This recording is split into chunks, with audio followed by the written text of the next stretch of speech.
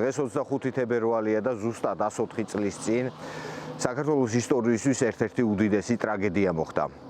ბოლშევიკების მე-11 წითელმა არმიამ გატეხა საქართველოს პირველი რესპუბლიკის წინააღმდეგობა, დახოცა უამრავი იუნკერი და სისხლში ჩაახშო ქვეყნის დამოუკიდებლობა.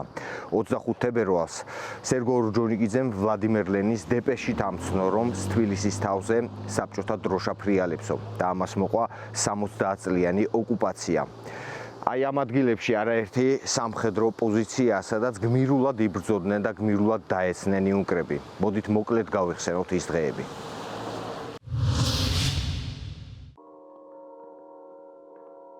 თბილისთან ბრძოლა 18 თებერვალს დაიწყო სოღანლუღის ფრონტის მონაკვეთზე. ქართველებმა პირველ სერიოზულ წარმატებას აქ მიაღწიეს.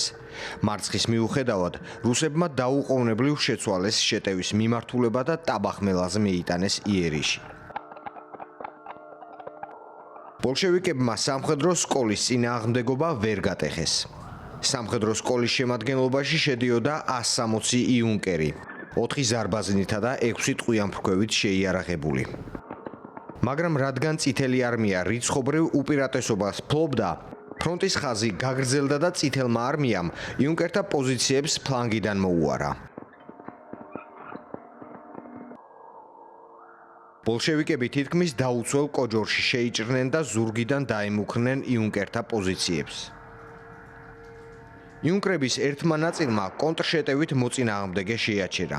20 თებერვალს არმიისა და გვარდიის ნაწილების საერთო შეტევით ქართველებმა კოჯორი დაიბრუნეს და ფრონტის ხაზის მთლიანობა აღადგინეს.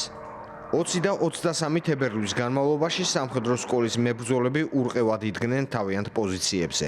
24 თებერვალს დამხმარე ნაწილებით გაძლიერებული მე-11 არმია ფრონტის ყველა უბანზე გადამწყვეტ შეტევაზე გადავიდა. ბაქოდან გადმოყვანილი წითელი არმიის ნაწილები დარჩენილ იუნკრებს ტაბახმელაში დაუპირისპირდნენ. რუსებმა ფრონტის ხაზი გაარღვიეს. გიორგი კვინიტაძე მოგონებების წიგნში წერს, რომ 24 თებერვალს დღის 3 საათზე მოწინააღმდეგე ზურგში გამოჩნდა, ავჭალაში, და რომ მათ დაიკავეს მიმდებარე სოფლები. გიორგი კვინიტაძე ასევე შიშობდა, რომ მტერი თბილისის სრული ალყისთვის იბრძოდა და მიზნად ჰქონდა მთელი ქართული ჯარისა და მთავრობის დატყვევება. 1921 წლის 24 თებერვალს მძიმე და უთანასწორო ბრძოლების შემდეგ საქართველოს სარდლობა იღებს თბილისის ევაკუაციის გადაწყვეტილებას. 25 თებერვალს წითელი არმია თბილისში შემოვიდა.